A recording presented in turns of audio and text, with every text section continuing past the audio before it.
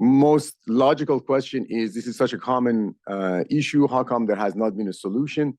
There are multiple players that have come. Several $billion have been spent in the last 30 years as our field has come into existence. And this table summarizes the issues of what has been with every technology that has come and gone. And that's why there is no technology on the market addressing bifurcation disease. Next, please. Very large market for coronary angioplasty for bifurcation disease is about a $5 billion market. The numbers are there. Next, please. Next. This is our first in man. In 10 patients, the results were extremely encouraging, and that's why we have moved forward with a very crude first-generation device. We expect to do even better now. Next, please. Next. Okay, so just as an example, it's very hard perhaps to project. I'm not sure how well you see bifurcation. So these, we're talking about 2-3 millimeter vessels. Residual narrowings are very unforgiving. These are vessels that feed the heart muscle. We don't want to have any residual narrowing. We also don't want to have any parts of the stent hanging out. This is one example of what happens from the lesion above to the left, to the right. The next one. Again, I mean, this one is a little easier to see because it's more magnified. If you go back, they would see it, but you don't have to. So on the left, you see those vessels are hanging by a hair, and on the right, you see both of them are completely open. Next shows where we are, the next slide in our process. We are about to submit our final information to the FDA. If I could have the next slide, please. And we expect to start the first phase of our US pivotal trial towards the end of this year. Next, please. Next. We have gotten to this stage with only spending about $30 million, which is very, very unusual. It's about perhaps a third of what a similar company would have spent because of an experienced team we have. My co-founder that happens to be here is a veteran of the industry. This is his 11th startup, and we have used every efficiency and every relationship we have. Our board consists of a couple of insiders, a couple of the investors, Abiomed, which is now a J&J company, representative from Cedars-Sinai, and an outside, again, a veteran of the industry. Next, please.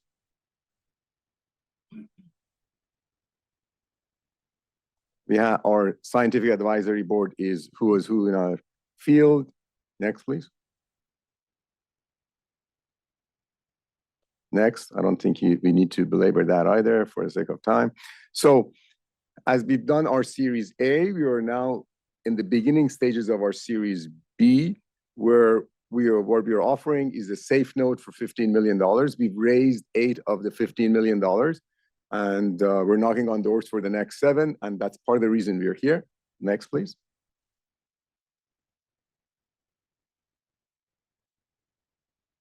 This is a summary.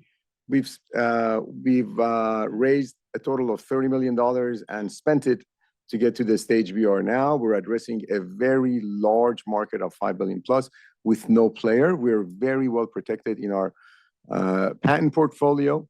Our device is fully spec'd. The breakthrough device designation expedites our regulatory process, which makes it much more efficient. And we have institutional board members, which speaks of the due diligence we've had to go through to get here. Thank you.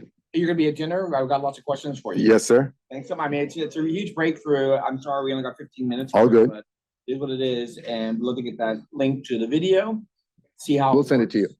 And so I guess my only question is, so it's a stent, does it push the blockage to the sides of the walls, or does it solve them or pull them back? Yeah, excellent question. So there is a stent, which is a component of our technology. What people have done over the years, they have come up with very fancy stents. And the analogy I give people is a fancy stent alone is not enough, because it's about how you put the stent there to completely scaffold where you need to without any part of the stents hanging in the lumen, which can cause thrombosis. The analogy I give is like saying we invented what's been done in the past. You made an amazing lunar landing module, which does soil analysis, atmospheric analysis, can say if there's life there, but we can't put it where we need to put it. And that's why people have been unsuccessful. We're all about the delivery system and getting it there correctly. Okay. Well, listen, thanks so much, Maron. It's excellent. Love this stuff. Thank you. Thank you, guys. But you're gonna sit here when you do the next panel. Oh, yeah. Okay, so we're gonna have a healthcare I'll scoot over. panel, and I think I've got Norm Friedman, who's online, John Cataldi, who couldn't make it in because it is all kinds of weather we've been having on the East Coast. And Patrick McGuire is here. There's Patrick. And then I've got Barbara Hanlon, the one and only. Okay. Here's I'm gonna get another microphone. You're gonna get another microphone? Yes. Okay, great. You're gonna be running the video later. That's what I'm typing right now. Here you go. Is my video broadcasting? I think. it Great. is. Okay. And then Marty, do you have even one more microphone? No, Anthony, for- John Cataldi is there. I know. But we may have people, well, let me ask you this, for questions or comments, is there a live mic for those people You'll have to repeat. to, okay, or comment? Well, because Cataldi's there, and nobody's on there. Right. Okay. Well, thank you very much for being with us this afternoon. This is a very mixed panel with a variety of what I might call kind of provocative and alternative and innovative approaches to bringing more healthcare products to more patients than we have in the prior 40 years that we've been investing in and pursuing biotech. So I'm Barbara Handelin.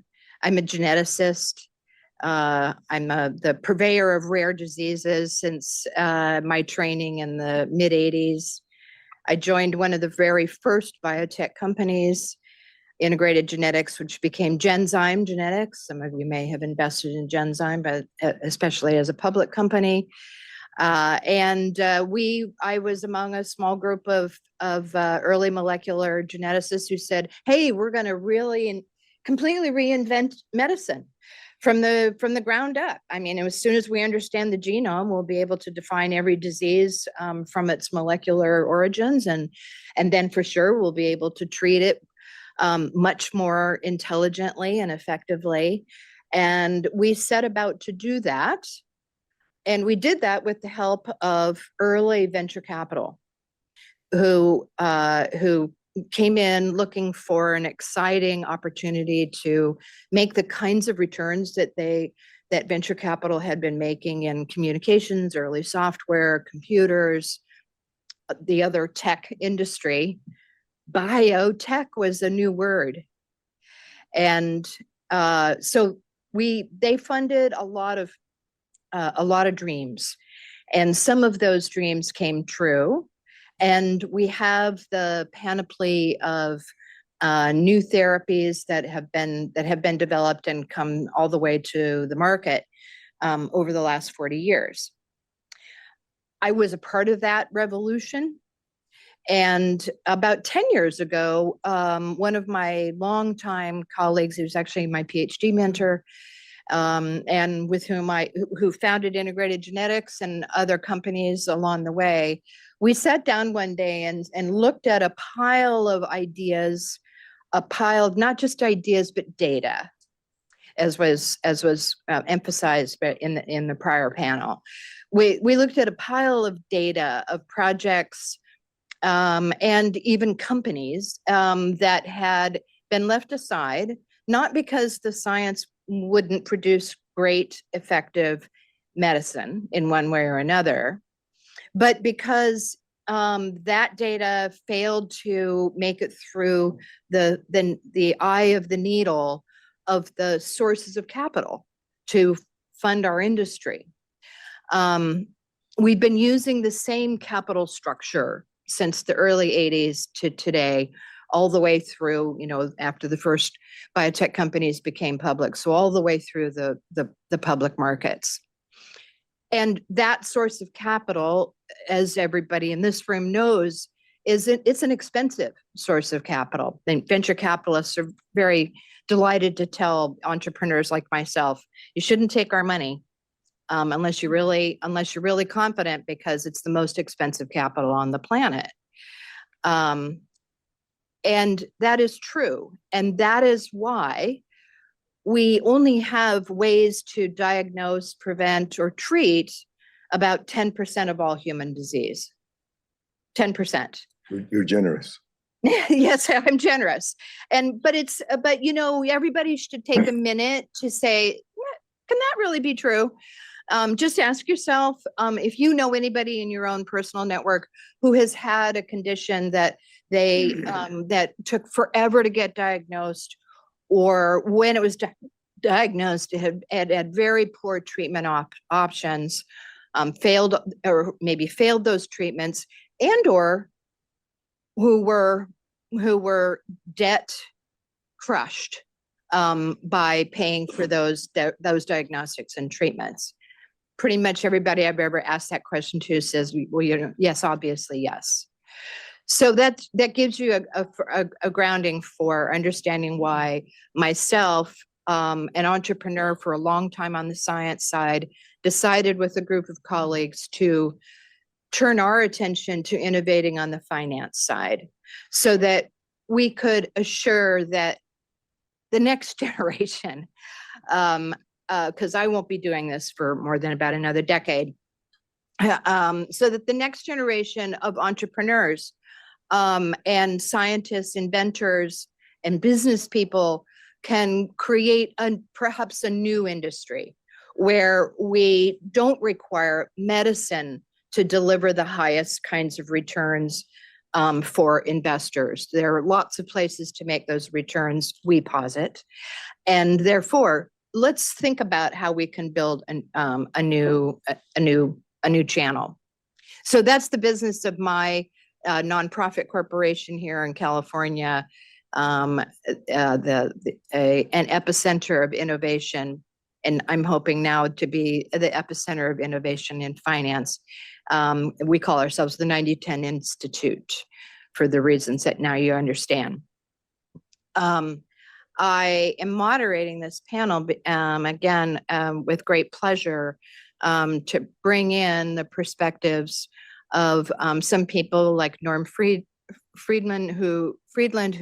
with whom I have done a lot of work over the last 5 years in thinking about how we can marshal more purpose-driven, mission-driven, mission-aligned capital who also want to support the development of good old American companies that thrive and provide jobs and provide affordable medicine.